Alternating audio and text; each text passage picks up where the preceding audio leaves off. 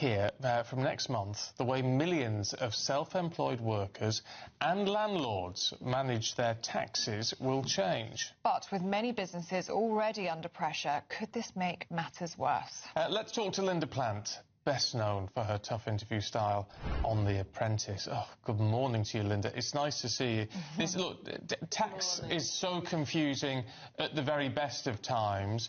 But with these new rules coming into force, what does this mean for those people affected? Well, making tax digital, obviously, I think actually it's a good thing, because a lot of small businesses, they struggle and they don't realise that one of the most important things is to have good financial in order, to have your finances in order. And making tax digital is going to be reporting every 3 months. And incredibly, they didn't have it in my day, but you've got Intuit QuickBooks, which is there to help with the software, to help small businesses, to make it easy. It might be a little bit tough at the start, but there's help, it's not expensive, and they will be able to have their finances in order, because reporting every 3 months will force them to look at the finances, the important part, and make sure they're on the right tracks with the profitability and their banking and everything else. So although it might seem a little bit tough at first, a little bit confusing, there's help out there.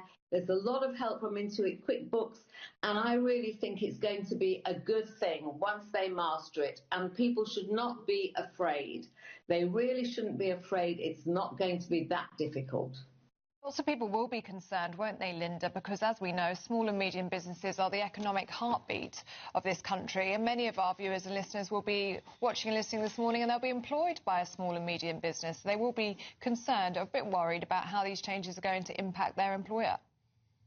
Well, yeah, but I think in a way it's going to be a good thing, because if you've got a small business, sometimes you just neglect the financial side. Put all the receipts in a shoebox, let's look at it at the end of the year.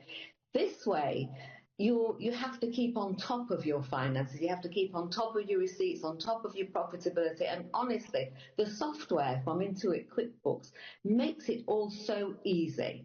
So I think Forgive me, Linda. I mean, right, the software itself, right, OK, it helps, and obviously staying on top of your accounts is a very sensible thing. But the point is, it's not the fact that people need to stay on top of things that way, is it? It's about the fact that they can't afford to operate anymore. They can't afford to employ people. They can't afford to keep the overheads going. And this is the problem that SMEs are facing.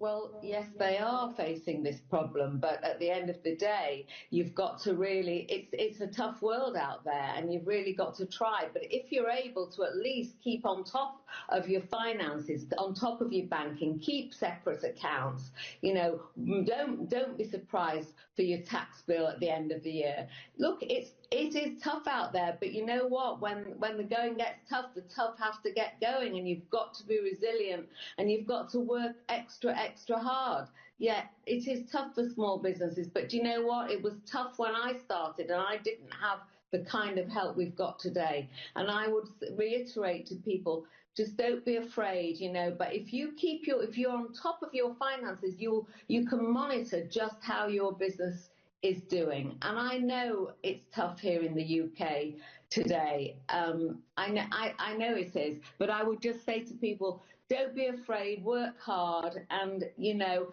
finances, it might be the last thing on your mind, but actually it needs to be the first thing. And in a way, I really feel that being made to monitor every 3 months will help those businesses. It will help them see the pitfalls earlier. Okay, Linda Plant, really good to see you on GB News Breakfast. Thank you so much. Thank you. Right, talking of money, but actually stuff you don't need to worry about. It's just straight in your pocket. It's the Great British Giveaway. Shall we hear from Cheryl, who she's our last winner, actually, and she has really been enjoying her prize, planning what she's going to do with the money.